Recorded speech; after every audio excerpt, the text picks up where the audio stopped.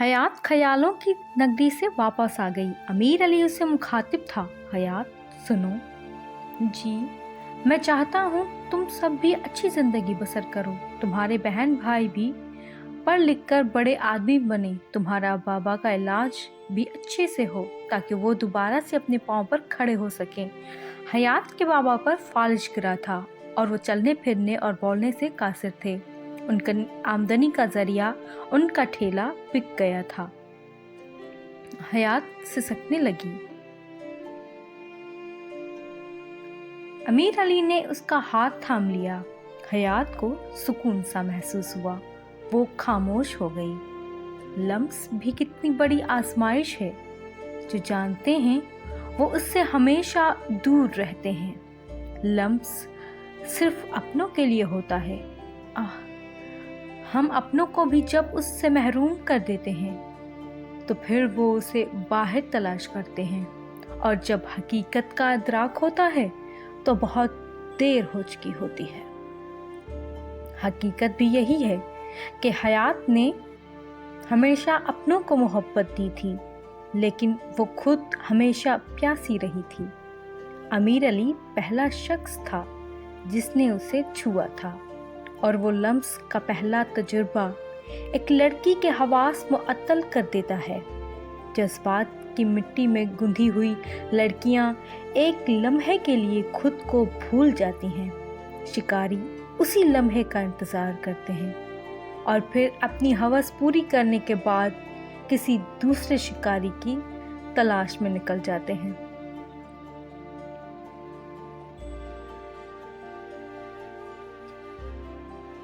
अमीर अली मज़ीद उसके करीब आ गया।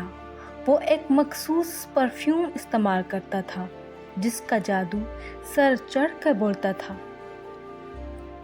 हयात ने अपना हाथ छुड़ाया और दूर सरक गई।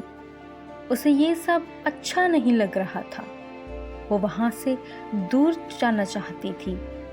एक अनजाना सा खौफ उसके अंदर तक उतर गया था। वो मुज़ाहमत करने लगी। अमीर अली उसकी कैफियत भांप कर अपनी ऑफिस की कुर्सी पर जाकर बैठ गया। वो हयात के नॉर्मल होने का इंतज़ार करने लगा। हयात जज्बात के समंदर में डूबी हुई थी। उसे कुछ खबर नहीं थी कि वो इस तूफान से कैसे बाहर निकले। लम्स कयामत ढाल रहा था। मर्द कितनी कमीनगी के साथ, मासूम रूहों के साथ अपना गंदा खेल खेलते चले जाते हैं। अमीर अली ने उसे प्यार भरी आवाज में पुकारा, हयात, मेरी तरफ देखो। हयात ने कोई जवाब न दिया।